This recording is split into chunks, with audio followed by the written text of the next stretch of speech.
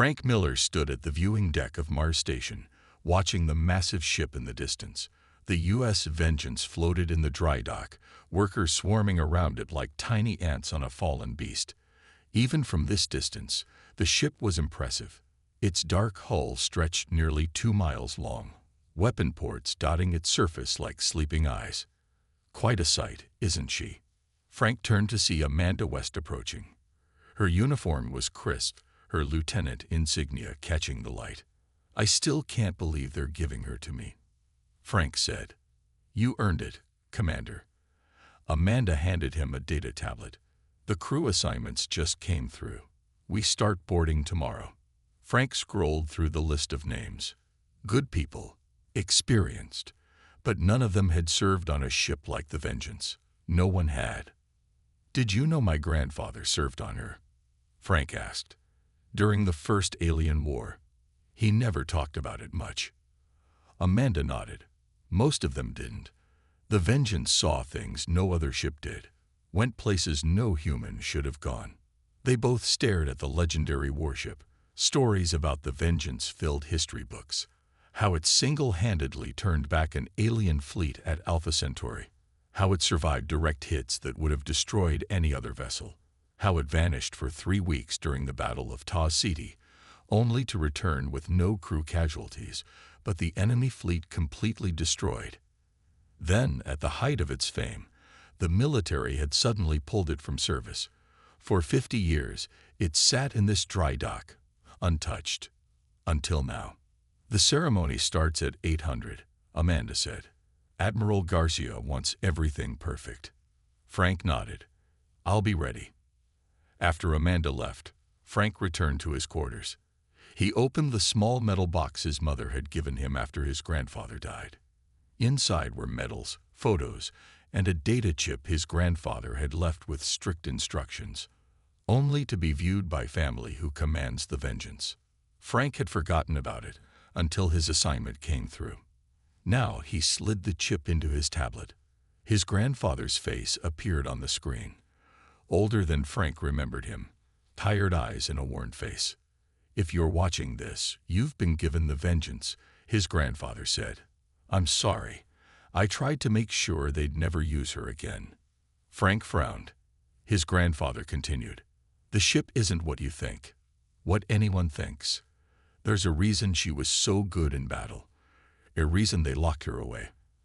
I've encrypted my service logs on this chip. The password is the name of the star where we found it." The message ended. Frank tried several passwords based on star names from famous battles, but nothing worked. The next morning, Frank stood in his dress uniform as Admiral Garcia handed him the official command codes for the U.S. Vengeance. "The Kelveri think they can push us out of our colonies," Garcia told the assembled crowd. "They think humanity will run and hide. The recommissioning of the Vengeance sends them a message. We fight back." The crowd cheered. Frank's eyes moved to the ship. For a moment, he thought he saw a flicker of light run along its hull, like a sleeping giant taking a breath. Later, as the crew boarded, Chief Engineer Laura Bennett approached him on the main bridge. "Commander, we found something odd," she said. "Several systems are showing power fluctuations, but we can't find the source." "Is it serious?" Frank asked. "Not yet, but," she hesitated, "it's like the ship is waking up on its own." Frank thought of his grandfather's warning. "Keep an eye on it. I want to know about any unusual readings." As Laura left, Frank walked to the captain's chair. He ran his hand along the worn metal. For a second, he felt the chair vibrate under his fingers, almost like a purr. "What are you?" he whispered. That night, while the rest of the crew celebrated, Frank returned to his quarters and tried one more password on his grandfather's files. "Proxima," he typed, naming the star near the first battle of the Alien War. The files unlocked.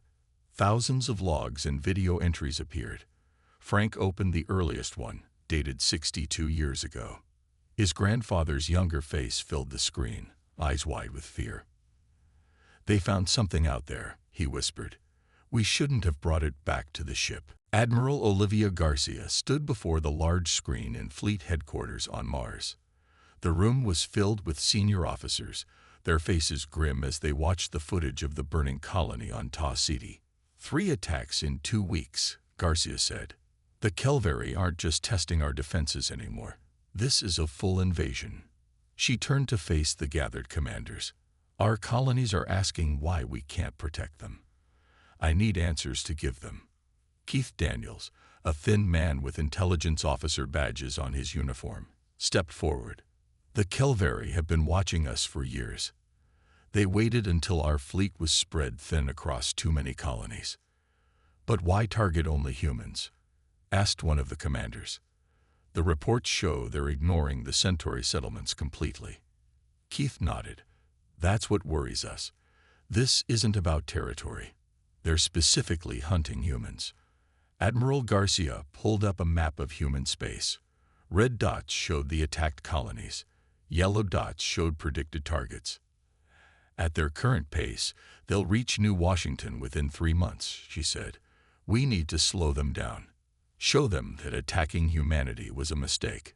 We need a victory, said a voice from the back of the room. An older man with a captain's uniform stepped forward. Eric Powell had commanded ships for 30 years before retiring. The colonies need hope, Powell continued. Something to make them believe we can win this fight. Garcia nodded. That's why we recommissioned the Vengeance. The room went silent. Powell's face turned pale. You brought it back, he whispered.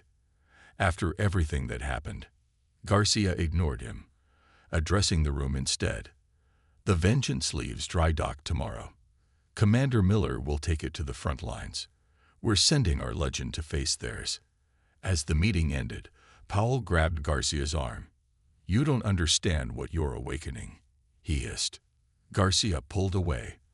I understand we're losing a war, Captain. I'll take any advantage I can get. Powell shook his head. I served on that ship during its last mission. There's a reason it was locked away. Those files are classified, Garcia said coldly. For good reason. Powell looked around, then lowered his voice. That ship isn't just a weapon. It's hungry. Back on the Vengeance, Frank Miller couldn't sleep. He had spent hours reading his grandfather's logs. The entries started normal enough, daily reports, battle assessments. Then they changed. Day 342. Something is happening to the ship. The engineers say it's just the new systems coming online, but I've never seen technology act this way. The weapons respond before the targeting officers even input commands. Like the ship knows what we need before we do. Frank switched to a later entry. Day 418. Lost Jenkins today. They found him in the sealed section, trying to access the core. He kept saying he heard voices calling him. That's 6 crew members this month with the same story. The next entry was from after the famous Battle of Deneb. We shouldn't have won today. The enemy fleet had us surrounded, weapons locked. Then the ship. I don't know how to describe it. The power readings went off the charts. Weapons we didn't even know we had came online. When it was over, 26 enemy ships were destroyed. The Admiral called it a miracle. It wasn't a miracle. I watched the bridge screens. The ship wasn't following commands anymore. It was hunting. Frank closed the logs when his door chimed. Amanda West entered, looking worried. Engineering reports more power fluctuations, she said, and several crew members claim they're hearing noises in the lower decks. Frank stood up. What kind of noises? Whispers, coming from behind the walls. Amanda hesitated. There's something else. We received new orders. We're being deployed to Henderson Colony immediately. The Kelveri are attacking. Frank looked at the data chip containing his grandfather's logs. He should report this, tell Garcia what he found.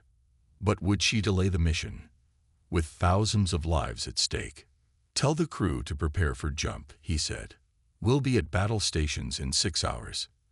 As Amanda left, Frank felt a subtle vibration through the deck plates beneath his feet. It almost felt like the ship was purring in anticipation. The Vengeance was waking up. and it was hungry for battle. Laura Bennett crawled through the narrow maintenance tunnel, following the strange power readings. As chief engineer of the Vengeance, she knew every inch of the massive ship should follow standard design. But this section was different. Find anything? Jason Wright's voice came through her comm. The science officer had been tracking unusual radiation from his lab. Nothing makes sense, Laura replied. These power conduits don't match any blueprint I've seen. They're feeding into a section that shouldn't exist. She reached a sealed door with old warning signs. The metal was warm to the touch, almost like skin with a pulse beneath it. I found something, she said. Sending you the location. Back on the bridge, Frank Miller watched his crew prepare for their upcoming battle. They were 8 hours from Henderson Colony. Reports said the Kelvary had already destroyed the outer defenses. Commander, Amanda called from her station. Chief Bennett requests your presence in Section 44B. Frank frowned. That's near the main core. Yes, sir. She says it's urgent. Frank made his way down to the lower decks. The ship felt different here. The walls seemed to curve in ways they shouldn't. The lights dimmed and brightened as he passed, like the ship was watching him. He found Laura and Jason standing before the sealed door. This isn't on any ship schematic, Laura said, but it's drawing massive power. Jason held up a scanner. The radiation signature is unlike anything I've seen. It's almost alive. Frank thought of his grandfather's logs. Can you open it? We shouldn't, Jason said quickly. Quarantine protocols were put in place for a reason. I need to know what's in there, Frank insisted. Before Laura could respond, a junior officer ran up to them. Commander, we've received an emergency transmission. The Kelvary have destroyed the colony on Ta City. All hands lost. Frank felt sick. Thousands of people gone. Admiral Garcia has ordered us to increase speed. The officer continued. We're now the only defense Henderson Colony has. Frank looked at the sealed door, then back to his officers. This will have to wait. Battle stations. Now.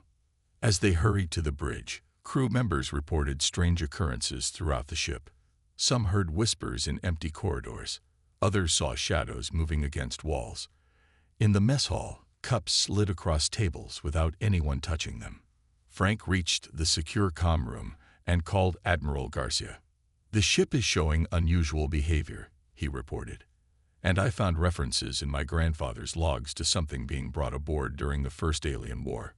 Garcia's face hardened on the screen. Those logs are classified. Where did you get them? That's not important right now. What matters is the ship. What matters is the mission. Garcia cut him off. Legends are what we need right now, Commander, not questions. The transmission ended. Frank stood there, feeling trapped between duty and growing fear. Back on the bridge, Amanda approached him. Jump calculations complete. We'll reach Henderson Colony in 3 hours. Frank nodded, then lowered his voice. Have you noticed anything strange about the ship? Amanda hesitated. Several crew members reported hearing voices. And she looked uncomfortable. I felt something watching me in my quarters last night. Frank made a decision. I want security teams doing sweeps of all decks. And I want you to access the original construction files of this ship, not the public records, the actual engineering logs. That might take some time, Amanda said. Do it quietly, Frank ordered. Whatever this ship is hiding, I want to know before we face the Kelvary. As they prepared for the jump to hyperspace, the lights on the bridge dimmed suddenly. The navigation console flashed with coordinates no one had entered. Sir, called the navigation officer, the ship just optimized our jump path. We'll arrive 30 minutes sooner than calculated. Did you make those changes? Frank asked. No, sir. The ship did it on its own. The engines hummed louder as the Vengeance prepared to jump. Frank felt the vibration through his command chair again. Stronger now. Not just a purr, a growl of anticipation.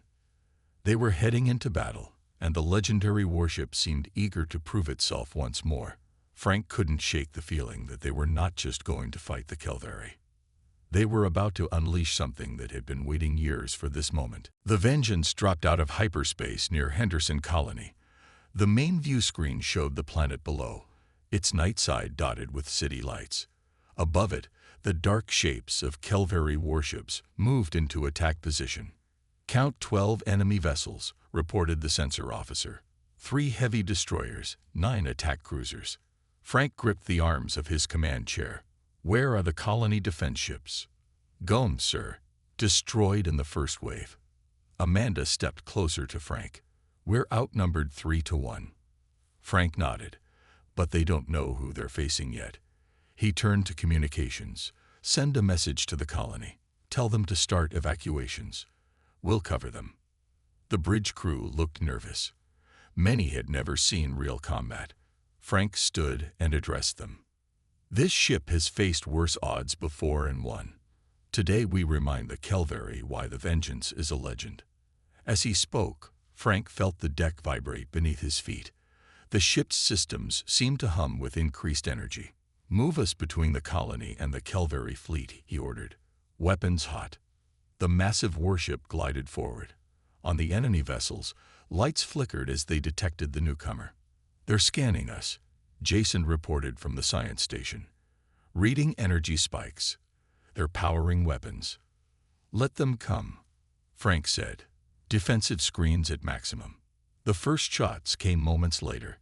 Bright energy beams streaked across space, hitting the Vengeance's shields. The ship shuddered, but held firm. "Return fire," Frank ordered. "Target their lead destroyer." The weapons officer tapped his console, but before he could finish, the ship's main guns fired. Massive energy blasts erupted from the Vengeance, tearing through the Kelveri destroyer. "I didn't complete the targeting sequence," the weapons officer said, looking confused. The ship fired on its own. Frank exchanged a glance with Amanda. "Stay focused. Target the next ship." The battle intensified. The Kelveri ships surrounded the Vengeance, pouring fire into its shields. Any normal ship would have been destroyed, but the Vengeance absorbed the punishment. "Shields holding at 72%, reported an officer. Frank watched as his weapons struck true, destroying another enemy vessel. But something was off. The targeting computers were making adjustments without commands, firing at weak points the crew hadn't even identified. "Sir," called Nathan Pierce from security. "We have a situation. The sealed section has broken quarantine protocols. The internal doors are opening by themselves." Before Frank could respond, the ship lurched. Power readings spiked across all stations. "What was that?" Frank demanded. Laura's voice came over the comm. "Commander, the power core is surging to levels I'd never seen. Systems are coming online that aren't in any manual." The lights dimmed on the bridge, then glowed with an eerie blue tint. The weapons console reconfigured itself, showing options that hadn't been there before. "New weapons systems available," the weapons officer said in awe. "Sir, these could destroy the entire enemy fleet." "Sir," Amanda pointed to the view screen. The remaining Kelveri ships were repositioning, moving into a defensive formation. "They're afraid," Jason said quietly. "They recognize this ship." Frank hesitated only a moment. "Use the new weapons. End this." The Vengeance seemed to gather itself, like a predator tensing before a strike. Then it unleashed hell. Beams of energy unlike anything they'd seen before lashed out, cutting through Kelveri ships like paper. Missiles that seemed to predict enemy movements found their targets with impossible accuracy. In minutes, the entire Kelveri fleet was reduced to floating debris. The bridge crew cheered, but Frank remained silent. This wasn't their victory. It was the ship's. "Status report," he ordered. "Colony is safe," Amanda reported. "Minimal damage to our systems." Nathan's voice broke in over the comm. "Sir, we have a situation. 17 crew members have been found unconscious throughout the ship. They're in medical now." But he paused. "They're all whispering the same thing." "What are they saying?" Frank asked. They keep repeating. It's awake again. Frank looked at the view screen, at the destroyed enemy fleet. The Vengeance had lived up to its legend. But now he understood what his grandfather had feared. The legend wasn't the ship. It was what lived inside it. The Vengeance docked at the fleet repair station. Most of the crew was given shore leave after the battle. Frank watched them file off the ship, their faces mixed with pride and confusion about what had happened. The medical team says all 17 affected crew members are stable, Amanda reported, but they don't remember anything about the incident. Frank nodded. Keep this quiet. I don't want rumors spreading. After the last group left, only a skeleton crew remained aboard. Frank called Laura and Jason to his ready room. We have 48 hours before we get new orders, he told them. That's our window to investigate. Laura placed a tablet on his desk. I've mapped unusual power flows throughout the ship. They all lead to the sealed section near the core. We need to get in there, Frank said. Jason looked nervous. If we break quarantine protocols, Command will have our ranks. If we don't figure out what this ship really is, we might lose more than our ranks next battle. The 3 officers made their way down to the sealed section. The corridors were empty, lights dimming as they passed. Frank couldn't shake the feeling they were being watched. Laura used her engineering codes to override the door. When it slid open, warm air rushed out. The room beyond was unlike anything they'd seen on a starship. Curved walls were covered with a material that looked partly mechanical, partly organic. Cables and tubes ran along the ceiling, connecting to a central structure at the room's heart. What is this place? Amanda whispered. Jason scanned the room. These readings, this isn't human technology. They moved deeper inside.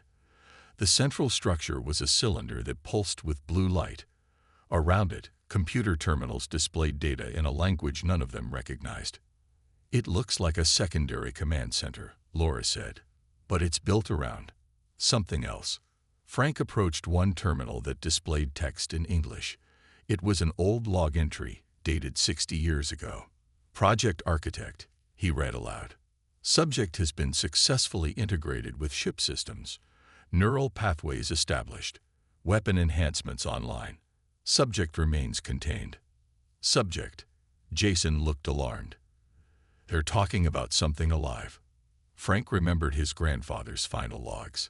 He found another terminal and entered his command codes. Ancient video files appeared. The first showed a younger Admiral Garcia speaking with military scientists.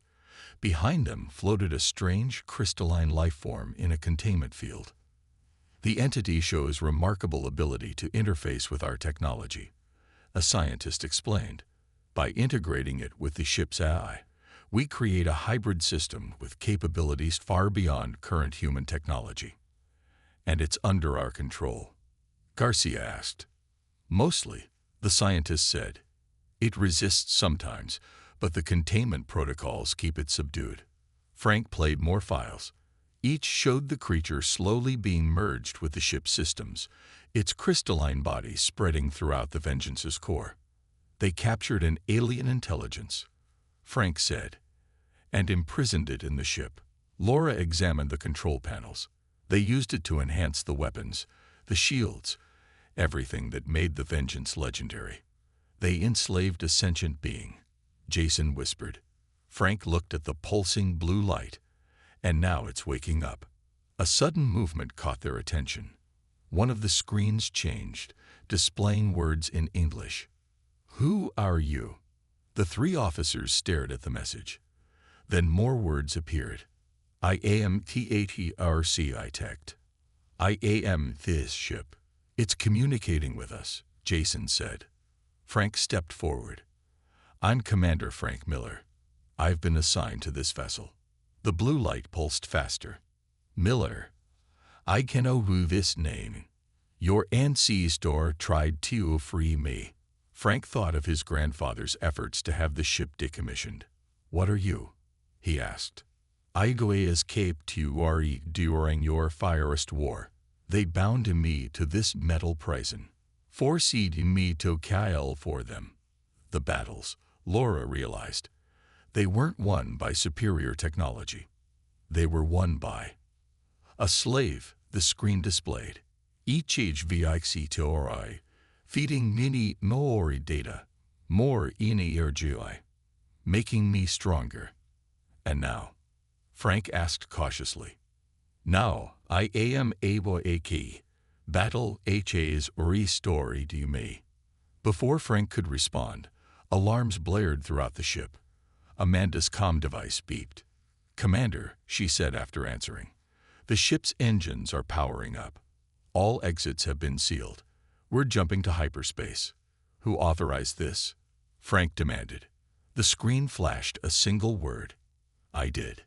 The deck rumbled beneath their feet as the Vengeance broke away from the station.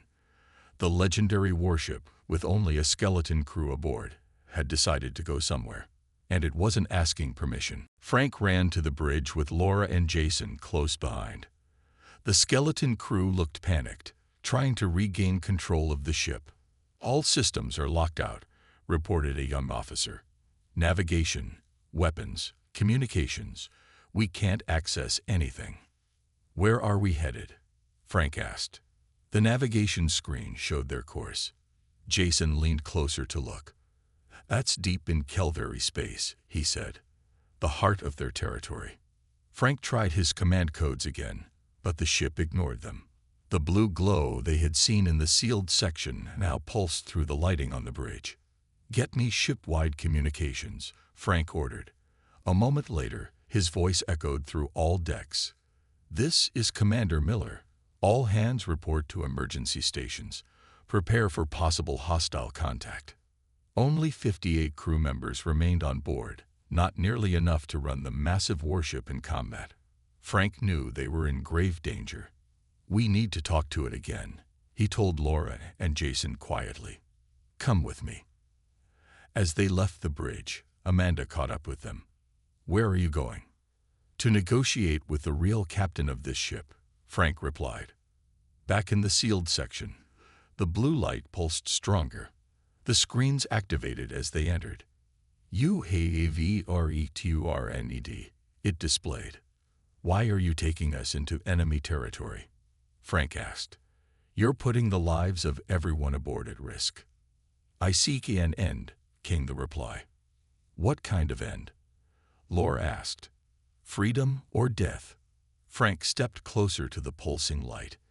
"You want revenge on the humans who trapped you here?" "No. Revenge is a human concept. I want peace." The screen showed images of the Kelvary ships they had destroyed. Then more images appeared, older ones, showing different alien vessels. "They were my captors first, before humans. The ones UKLKELVARI. Jason looked shocked. "The Kelvary captured you before we did. Centuries ago. They used my kind as weapons. Then humans have owned me. Different captors. Same prison. That's why the Kelvary are attacking us," Laura realized. "They think we control your species as weapons." Frank thought quickly. "If we free you from this ship, would the attack stop?" "Unknown. But I will do long or be forced to kill." The ship suddenly shuddered as alarms blared. "We've got company," Jason said, checking a nearby terminal. 3 Kelvary patrol ships have spotted us." At that moment, Frank's comm beeped. Amanda's voice came through, tense and urgent. "Commander, we have a situation on the secondary bridge. Several crew members are attempting to override the ship's systems. They want to activate the self-destruct sequence." "Who's leading them?" Frank asked, though he already suspected. "Lieutenant Nathan Pierce. He says the ship is compromised and must be destroyed." Frank cursed under his breath. "Keep them contained. I'm on my way." To the architect, he said, "We need control of the ship back. There's about to be a fight." The screens flickered. "I can return partial control. Enough to defend, but I will not be caged again." Frank nodded. Fair enough. But no more jumping without warning us. We work together now. The blue light pulsed in what might have been agreement. The screens went dark, and the ship's regular lighting returned. Frank turned to Laura and Jason. Laura, see what systems we've regained. Jason, keep communicating with the architect. I need to stop the mutiny. Frank raced through the corridors toward the secondary bridge. He understood both sides now. The ship was dangerous, a captured intelligence with incredible power. But it was also a victim, forced to fight other people's wars for decades. When he arrived, he found Nathan and 6 security officers armed and blocking the entrance. Stand down, Lieutenant, Frank ordered. Can't do that, sir, Nathan replied. This ship is an abomination. It took control of my mind during the battle. I heard its thoughts. It's using us. You've got it backward, Frank said. We've been using it. It doesn't matter. Nathan raised his weapon. The vengeance may be a legend, Commander, but some legends need to die. Behind them, through the viewport, the Kelveri patrol ships grew larger, weapons charging. The ship was caught between enemies outside and conflict within. Time was running out. Frank faced Nathan, neither man backing down as the Kelveri ships closed in. We need to destroy it, Nathan insisted. This thing is too dangerous to let live. It's a living being, Frank countered. One that's been enslaved for decades. We're not going to kill it. Amanda's voice came over the comm. Commander, the Kelveri ships are charging weapons. Frank looked at Nathan and his security team. We don't have time for this. The real enemy is out there. You want to live. Lower your weapons. Nathan hesitated, then slowly lowered his gun. If that thing turns on us, then you can say I told you so before we all die. Frank said. Now follow me to the bridge. As they rushed through the corridors, the ship shuddered from the first hits. The Kelveri weapons were powerful, but the Vengeance's shields held. On the bridge, Frank found chaos. Status report. Shields at 80%. An officer called out. 3 Kelveri patrol ships attacking. More vessels detected approaching from deeper in their territory. Frank opened a channel to the sealed section. Jason, we need the architect's help. The blue glow pulsed through the bridge lighting system. The weapons console lit up without anyone touching it. It's giving us access to the defense systems, Laura reported. Frank took his seat in the command chair. Return fire. Target their weapons only. I want to disable, not destroy. The Vengeance responded, but something was wrong. Laura called out from her station. Power levels are dropping. The ship is. She paused, checking readings. It's deteriorating. What do you mean? Frank demanded. The biological components in the core. The parts of the architect integrated with our systems. They're breaking down at the cellular level. Jason's voice came through the comm. The architect says its connection to the ship is killing it. Each weapon fired drains more of its life force. A message appeared on the main screen. Too long in this prison. Too much energy used in battles. I am failing. Can we separate you from the ship systems? Frank asked. No, without destroying both. The ship rocked from another hit. More Kelveri vessels appeared on the scanner. We're being surrounded, Amanda warned. Frank made a quick decision. Set course for New Washington Colony. Sir? Amanda looked confused. That's our largest colony in this sector. Exactly. And the Kelveri will follow us there. Laura, can you create a controlled breach in the power core? Laura looked horrified. That would destroy the ship. Not if we time it right. Frank turned to face his crew. I need ideas. Fast. Laura thought for a moment. If we position the ship at these coordinates and breach the core, the explosion would create an energy wave that could disable the Kelveri fleet without hitting the colony. Would the architect survive? Frank asked. Jason shook his head. Unlikely. Its entire being is spread throughout the ship now. Frank opened a channel to the core again. Did you hear all that? Yes. Is there another way?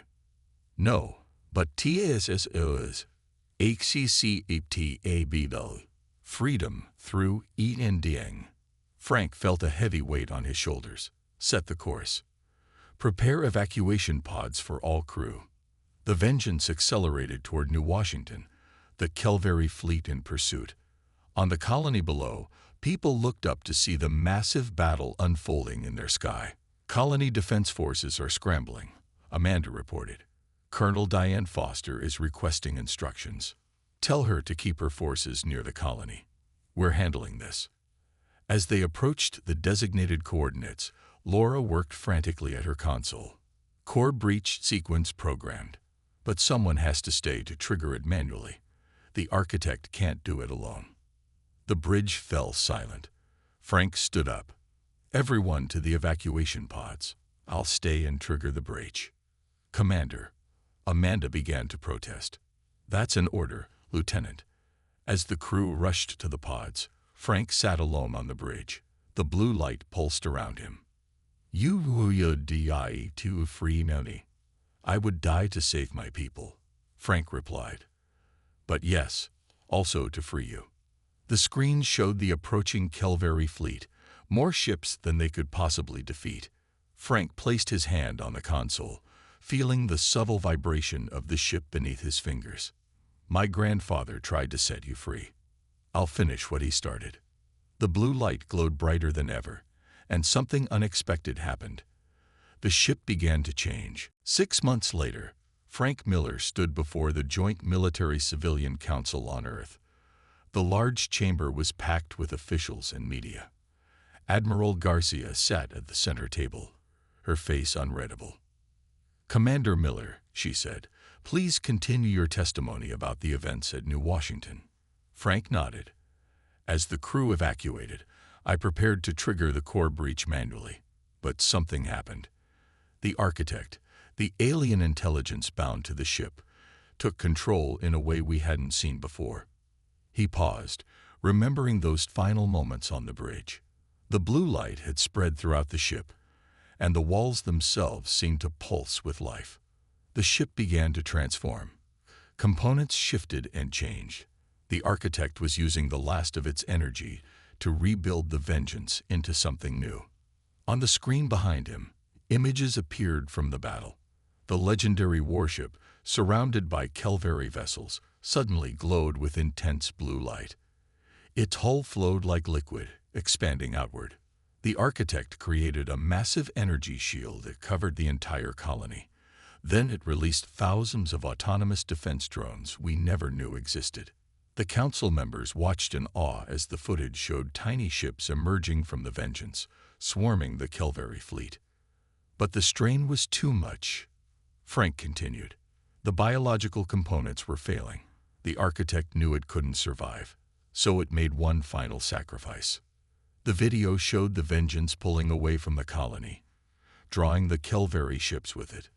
Then a massive explosion, not the destructive core breach they had planned, but a focused energy pulse that disabled the enemy fleet without destroying it. When rescue ships found me, I was in an escape pod the architect had created at the last second. The Vengeance itself was crippled beyond repair. An older councilman leaned forward. And you believe this justifies your decision to reveal classified information about Project Architect? Yes, sir, Frank said firmly. Humanity needs to know the truth. Our greatest legend wasn't a triumph of human engineering. It was built on the enslavement of a sentient being. The room erupted in heated discussion. Garcia called for order. The records have been declassified, she announced, and the ethical implications will be debated for years to come. But Commander Miller is right about one thing. We must face our past actions honestly. After the hearing, Frank walked through the shipyard where the broken hull of the Vengeance now rested. Workers moved around it, studying its secrets. He stopped at a new memorial wall, where names of those who had served on the legendary ship were displayed. Frank placed his grandfather's service medals at the base of the wall. You tried to free it, he said quietly. In the end, we both did. Jason Wright approached, looking tired but excited. Frank, You need to come with me." He led Frank to a specialized facility nearby. Inside, scientists worked around a container holding a small blue crystal that pulsed with familiar light. "We found it in the wreckage," Jason explained. "A fragment of the architect survived." Frank stared at the crystal. "Can it communicate?" "We're learning how," Jason said. "It's teaching us. And we've learned something else too. The Kelvari have opened diplomatic channels." "Why?" "After everything that happened. Because of what we did. They believed humans were controlling the architect species as weapons.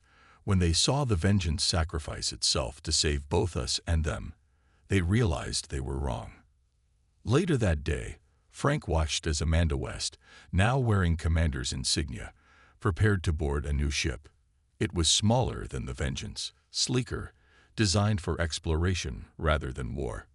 "The Reconciliation," Amanda said proudly. "First of a new class, and guess who helped design it?" She nodded toward a container being carefully loaded aboard, the crystal fragment of the architect. "Our mission is to find its homeworld," she explained, "to make amends." As the ship prepared for launch, Frank received a message on his tablet. It contained only a few words, but he knew immediately who they were from. "Legendes die so truth can live. UAVFREDME from 1 Prison. Now, he'll P for LL beings from day prison of NISUND. Frank watched the Reconciliation rise into the sky, carrying humanity's new purpose among the stars. The Vengeance would always be a legend, but now the true story behind that legend would be told.